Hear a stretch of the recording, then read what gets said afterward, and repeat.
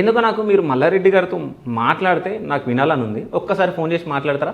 అంటే పెద్ద పెద్ద లీడర్లు అసలు అంటే కౌన్సిలర్లకి వీళ్ళకి టచ్లు ఉంటారా అని నాకు ఒక డౌట్.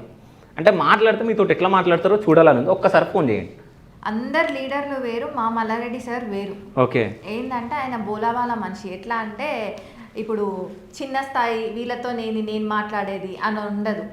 మా సారే మాకు కాల్ చేసి ఏమైంది, ఏడు దాకా చేసాం, ఈ పని చేసినావా లేదా అని అంటే ఏదైనా పని ఉందంటే ఫాలో అప్ చేసుకుంటాడు మమ్మల్ని.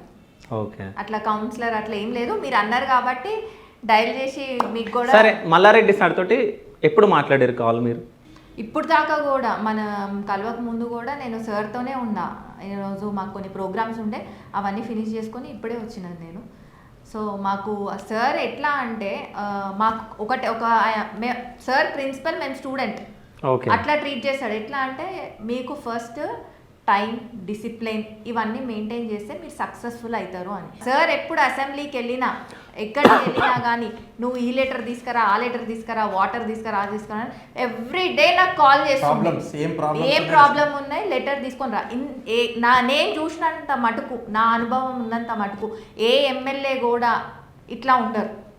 అంత డిసిప్లిన్, అంత పంక్చువాలిటీ, ఒక పని శ్రద్ధ అనేది ఎట్లా ఉండాలి అన్నది ఆయన చూసి నేర్చుకోవచ్చు. ఆయన అంత సక్సెస్ఫుల్ అయినా అంటే నిజంగా వాస్తవానికి చూస్తే మల్లారెడ్డి సార్ అంటే అందరూ నవ్వుతారు. అంటే జస్ట్ ఎట్లా అంటే ఫన్నీ ఉంటుంది సార్, అంటారు. కానీ ఆయన ఎంత కష్టపడితే ఆ స్థాయికి వచ్చింది అన్నది మేము కూడా ఆయనతో వర్క్ చేస్తే అప్పుడు ఆ ఎక్స్పీరియన్స్ ఫీల్ అవుతున్నాం. అంటే ఆయన మాకు ఇన్స్పిరేషన్, రోల్ మోడల్. ఎట్లా ఉండాలా లైఫ్లో, ఎట్లా సక్సెస్ కావాలా, ఆయన ఆ ఏజ్కి ఆయన అంత చేస్తున్నాడంటే ఆయనకి అసలు హ్యాట్స్ ఆఫ్.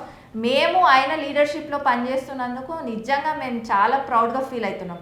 ఇంకో విషయం ఏంటంటే మన ఇండియాలో కూడా ఒక 2-3 లీడర్ తప్ప ఎవరు కనిపించరు.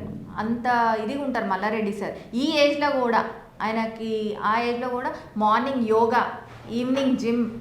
ఇంకా మాకు కూడా చెప్తారు, మీరు ఫిజికల్ ఫిట్నెస్ ఉంటేనే మీరు కూడా ఏదన్నా పని చేయాలంటే ముందుకు వెళ్తారు అని. నిజంగా అట్లాంటి మనిషి ఉన్నాడు అంటే మా అదృష్టంగా మేము భావిస్తున్నాం.